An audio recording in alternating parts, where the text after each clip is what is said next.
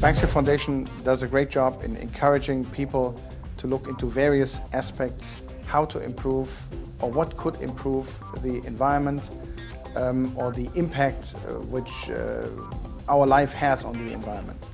And as the founder, the inventor of the automobile rather, we have always considered ourselves responsible for bringing this product further, and the biggest challenge we are dealing with at this time is indeed reducing the impact our products, our manufacturing facilities, processes have on the environment. And we are investing a lot of money into those specific areas, but we are very well aware that this is only part of the total impact our lives have on the environment. And consequently, we are happy to have found this platform encouraging people who are working in totally different areas to employ their creativity, their effort, their enthusiasm, and encourage those people, going forward and maybe contributing with their efforts to break through and find big solutions which have tangible impact on the environment. Before I explain more about the details of those things, I would suggest we just listen to the recipients and past winners and let them explain what they did and enjoy the enthusiasm they are showing to look into these areas and conduct their work. No, winning the Mercedes-Benz Environmental Research Award was a tremendous accolade for the activities that we'd undertaken at University of New South Wales in climate research. We've been looking at the way Australia's rainfall has changed in the last 30 or 40 years. We've been looking at drought cycles and how the drought cycles are determined by ocean conditions. So it was a big accolade for us and a reward for many years of hard work. In 2009, I won the Mercedes-Benz Australian Environmental Research Award for developing new techniques and new technologies to predict the interaction of nanoparticles in the environment. To win the Mercedes Environmental Research Award was a great acknowledgement by companies that we have to be responsible for raw materials of the planet. The car companies utilize a lot of products that after a while they have to be recycled. Take as an example of a tire. Only 15% of the rubber is worn off of a tire and then becomes an old tire, and then we throw it away. So the bulk of the tire actually is the waste. And what we worked hard is how to recycle and take out the raw materials from the tire and make some value-added products, giving a life cycle, extending the life cycle of a tire for another period of time. We like to believe that the impact of this award is pretty much what we intended to do when we first started. We know that all the environment, all the research which needs to be done in order to find answers to those questions requires a huge amount of money. And in regard to that money, the amount which we can contribute for those areas might look small, but I think for each of the recipients, the amount of money is very significant. Things have changed enormously since winning the award for my research. Firstly, I've been able to set up a magnificent home office. Travelling 2 hours to and from work every day to sit at a desk is unnecessary, and so this way I can reduce my carbon footprint, which I think is great. And it's also helped me attract and support new research collaborations. The importance of getting the Mercedes grant was tremendous because, as I mentioned earlier, if a company, a serious company like Mercedes, been in business for a long time, takes notice of environmental issues and supports research in environmental businesses, then other companies will be responsible and will take more actions to be part of this research and funding research. These awards and how they impact on your research, what it means is you've got an accolade that that others recognise, so that when we go for research grants and we're trying to talk up the successes we've had, if we can cite an award such as the Mercedes-Benz award, it gives us extra credibility amongst our community. It gives the assessors of the grants a sense of the impact we've had, and it might mean that we can secure more research funds for further research.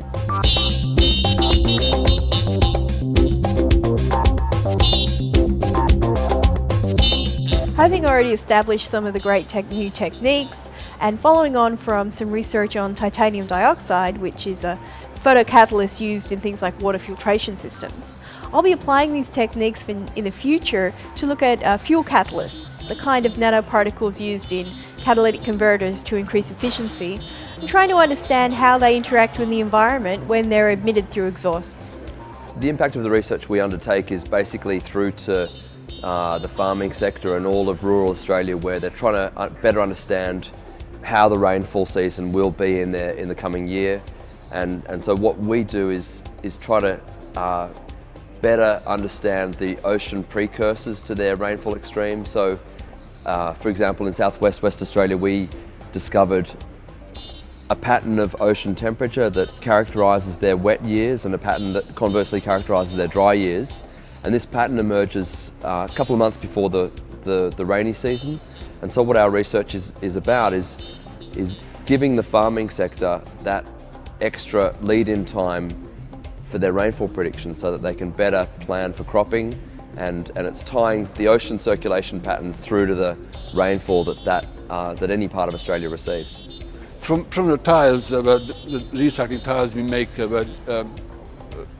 rubber, clean steel and fibre, and the rubber can be used for making any other type of rubber products, including a solid tyre that is comparable to rubber made from virgin rubber. So I have a methodology to re-vulcanize without any additives the rubber that we're extracting from tyres to make rubber products. This way we're extending the life cycle of a tyre. Other products that we make is from each passenger tyre we make 3.5 liters of oil and diesel. And we can use that oil and diesel to run the whole plant. So you have a facility where you recycle 5 million tyres. You can extract enough energy to run the plant. Next 5 years, I've got a major project that's just been funded to understand the risks that ocean warming is posing to the planet, and particularly to Australia. The short story is that as greenhouse gases trap heat in the planet, our oceans are absorbing a vast quantity of that heat. In fact, about 90% of the heat that we've trapped so far has been absorbed by the oceans. That's a great thing because it reduces the scale of climate change we would have otherwise seen. The problem is that this is going to change our oceans. It changes their circulation, it changes how much heat is available for things like tropical cyclones, it's going to change ecosystems, it's going to change how much the oceans absorb carbon dioxide. And so there's a whole heap of risks that it poses. We can be thankful for the oceans for taking up this heat, but there are going to be changes downstream, and we need to better understand what those changes are, how it's going to affect Australian climate and weather and rainfall. So that's my next 5 years. Our next project is a floating dam which collects stormwater from the cities, and on a worldwide basis we have shortage of drinking water. And this way we have a methodology to collect the stormwater from the cities where most of the rain falls, and as the collection and the storage system floats in the ocean, we have a large platform where we can establish solar energy, wind energy, wave energy generation as well. So we create a clean energy, a green energy farm that cleans the water, pumps the water, and actually generates more electricity that you can send back to the grid.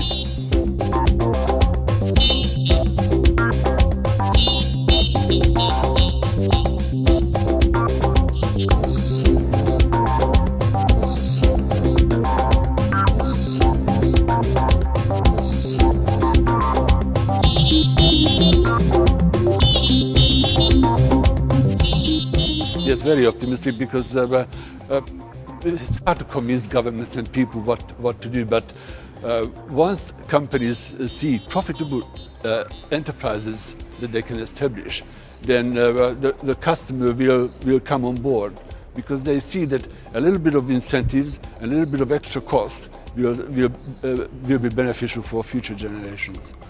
In terms of the future, I'm optimistic and also a bit pessimistic. I'm optimistic because I see a whole suite of brilliant technologists, innovators and researchers who are driving new technologies in low carbon cars, in low carbon energy generation, electricity generation, in techniques to sequester carbon from the ocean with biochar and so on. There's a whole heap of research going on, and I've got a lot of confidence in the scientific community in terms of delivering new solutions to the problem. The reason I'm pessimistic is this climate challenge we're facing is at a scale that's unprecedented. Our economy is heavily reliant on carbon technologies, on fossil fuels, and our emissions are rapidly rising as economies grow around the planet. We've got to do a U-turn there, and we need serious solutions in a very short amount of time. And that means these innovators out there and these research leaders need to deliver in a fraction of the time that they're used to delivering on. So we need massive investment in the solutions to climate change. We understand the problem enough to know that this investment's needed. And with this investment, I'm hoping downstream we'll have the solutions to bring low carbon technologies and eventually zero emissions, zero net emissions, in the next 50 to 60 years. This entire package or this entire area of reducing the footprint which a company like Daimler and our activities has on the environment could very easily be perceived as a marketing gig. I'm personally very convinced that this is the way we have to go. As much as previous generations working for Daimler, all the way back to our founders, were always very convinced that, and driven by personal goals and personal visions. Not by chance, Daimler is known for the statement, the best or nothing. And you don't get there unless you are really driven by it. Personally, I think I'm convinced that we have to do something. We cannot continue living the way we are. And the challenge is to do this without jeopardizing the values which we are also striving for from the past. Safety, performance, reliability, and comfort. So that's the real challenge, how we bring those together. What I like about this is that we are looking here at tangible issues. We are not talking about philosophies which then turn into dogmas. We are talking about very tangible issues. And I also think that we as a manufacturer, one of the leading manufacturers, we have a role a little bit to, I wouldn't say maybe teach the world is a little too strong, but do a little bit of coaching and explain to people how can we work together, we as a manufacturer and they as a user, to reduce the impact which the manufacturing and the usage of cars has on the environment in a constructive fashion, still achieving the entire package of things. And when I look at my 13-year-old son, it is interesting and, if you like, in a way encouraging to see that there is a change to be brought about. He is very fascinated when I'm coming home with a car which has any of these modern technologies. Yes, he does like the SLS and he does like the 12-cylinder engine, but what really gives him a kick are these new technologies, and that's the issue, and that's actually fun to add this to the whole thing. So last but not least, it is also good to see, or hopefully we can not only promote and help those people doing research in those different areas with a little bit of money, but we can help them to gain recognition for their activities, being able to link their work with the world-famous brand Mercedes-Benz, which stands for quality, I think, fun and fascination as much as for responsibility. So, yes, it is not only a marketing gig, it is definitely something myself and many other colleagues in our organization are driven by personal convictions.